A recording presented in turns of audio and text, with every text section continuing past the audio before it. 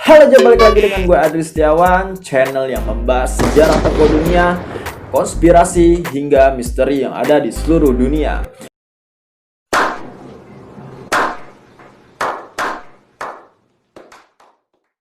Tapi sebelumnya, thank you yang udah nonton video ini. Gua doain semoga kalian sehat selalu, apalagi yang subscribe channel ini. Gua doain semoga rezekinya terus bertambah. Di video kali ini yang akan gue bahas masih dengan tokoh pemimpin Indonesia, yaitu Soeharto. Seperti apa gagasan kepemimpinan beliau saat memimpin Indonesia? Karena yang kita tahu, beliau sangat lama memimpin Indonesia. Kira-kira berapa lama Soeharto memimpin Indonesia? Komen di bawah. Jadi langsung aja, simak terus video ini.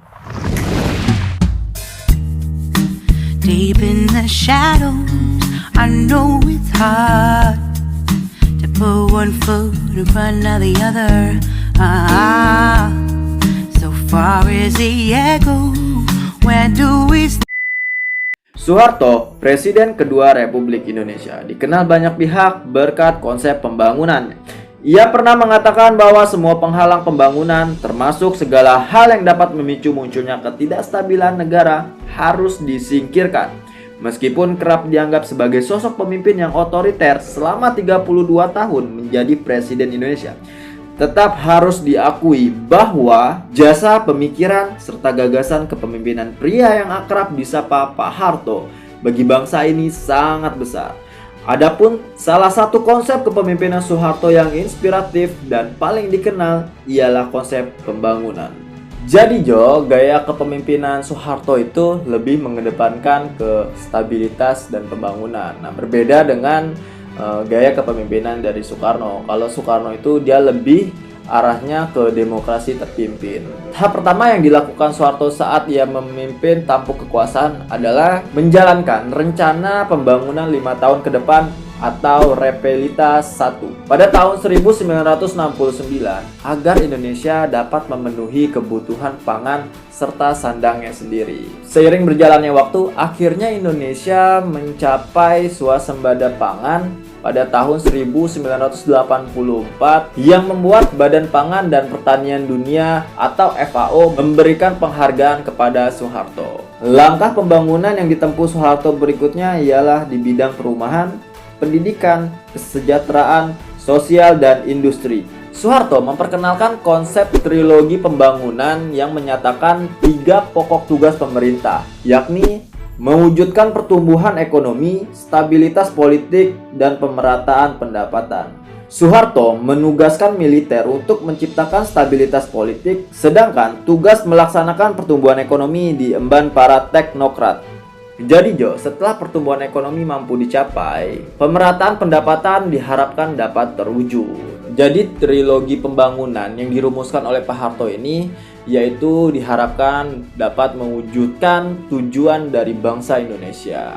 Sebagaimana amanat pembukaan Undang-Undang Dasar 1945, tujuan negara adalah mewujudkan pemerintahan yang dapat melindungi segenap bangsa dan seluruh tumpah darah Indonesia, mampu memajukan kesejahteraan umum, mencerdaskan kehidupan bangsa, dan turut serta melaksanakan ketertiban dunia berdasarkan kemerdekaan, perdamaian abadi, dan keadilan sosial. Tujuan negara itu harus dicapai dalam koridor filosofiske Grundslag berupa Pancasila. Soeharto berpendapat bahwa dalam mewujudkan tujuan negara, penyelenggara negara harus mampu menciptakan stabilitas. Hal itu bertujuan agar seluruh energi komponen bangsa tidak terganggu oleh motif-motif destruktif, sehingga dapat dialokasikan sebesar-besarnya untuk tujuan pencapaian itu. Nah, yang paling penting itu pemerintah itu harus mampu mengelola energi ke arah yang tepat, yaitu pembangunan di segala bidang secara berkelanjutan.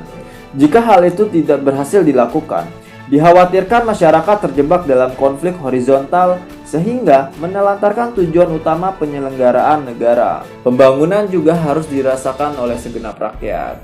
Oleh sebab itu, pemerataan pembangunan beserta hasil-hasilnya tidak terpisahkan dari agenda pembangunan. Hanya dengan cara itu, kemandirian bangsa dapat terwujud dan jeripayah kemerdekaan Indonesia tidak sia-sia. Demikianlah salah satu konsep kepemimpinan Soeharto.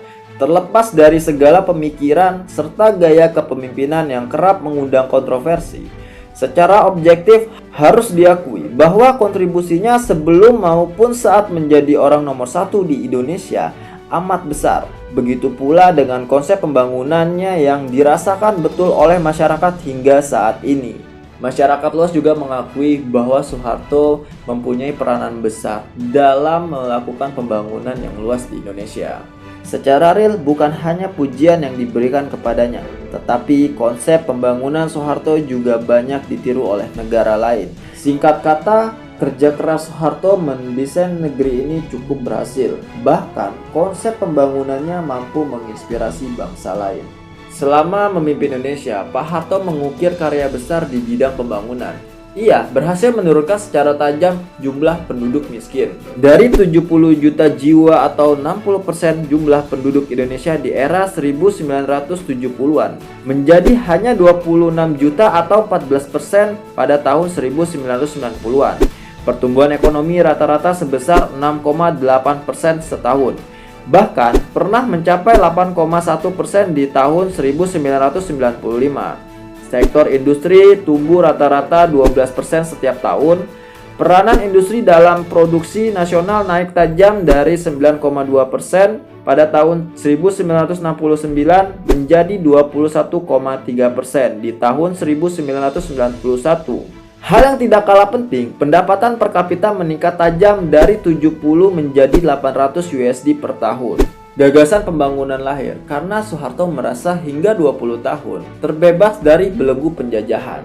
Negaranya belum mampu memanfaatkan jembatan emas kemerdekaan. Ia merasa terpanggil untuk mewujudkan kesejahteraan umum, melindungi segenap tumpah darah, mencerdaskan kehidupan bangsa, dan mewujudkan ketertiban dunia sebagaimana diamanatkan Undang-Undang Dasar 1945. Kemudian, Presiden Soeharto menghimpun energi semua komponen bangsa ke dalam agenda bersama yang dirumuskan dalam bentuk trilogi pembangunan. Sebuah panduan yang menuju kemandirian bangsa yang diletakkan di pilar stabilitas dan pembangunan. Hal itu dilakukan oleh pemerintah dan segenap rakyat dalam wujud pemerataan pembangunan serta hasil-hasilnya oleh seluruh rakyat. Adapun sejarah singkat dari kehidupan Soeharto adalah sebagai berikut. Ia lahir di Kemusuk, Yogyakarta pada 8 Juni 1921. Ayahnya bernama Kertosudiro, sementara ibunya bernama Sukira. Ayah Soeharto bekerja sebagai petani sekaligus pembantu lurah dalam pengairan sawah desa. Soeharto mulai menempuh pendidikan tatkala berusia 8 tahun. Tetapi seiring berpindah sekolah, semula ia disekolahkan di sekolah dasar atau SD Puluhan di Godean. Kemudian ia pindah ke SD Pedes sampai akhirnya terpilih menjadi prajurit teladan di Sekolah Bintara di Gombong, Jawa Tengah pada tahun 1941. Ia resmi menjadi anggota TNI pada 5 Oktober 1945. Pada tahun 1947, Soeharto menikah dengan Siti Hartina yang merupakan anak pegawai Mangkunegaran. Akibat situasi politik yang memburuk setelah meletusnya pemberontakan G30 SPKI pada Maret 1967, Sidang Istimewa MPRS menunjuk Soeharto sebagai pejabat sementara presiden. Akhirnya ia dikukuhkan sebagai Presiden RI kedua pada Maret 1968. Sosok Soeharto kemudian dikenal sebagai bapak pembangunan yang rendah hati. Dengan dibantu para ahli ekonomi dari Universitas Indonesia yang dipimpin Prof. Wijojo Nitisastro dan Prof. Ali Wardana, Soeharto merancang konsep pembangunan ekonomi jangka panjang melalui garis besar haluan negara yang dijabarkan dalam Rencana Pembangunan 5 Tahunan atau Repelita. Soeharto memerintah lebih dari 3 dasawarsa dan melalui 6 kali pemilihan umum. Akhirnya ia mengundurkan diri sebagai presiden pada 21 Mei 1998 dan beberapa tahun kemudian ia meninggal dunia pada usia 87 tahun. Jadi Jo, kurang lebih seperti itu gagasan kepemimpinan dari seorang Soeharto. Ya, jika kalian suka dengan video ini, jangan lupa untuk like, comment, and share video ini. Sampai ketemu di video gua selanjutnya.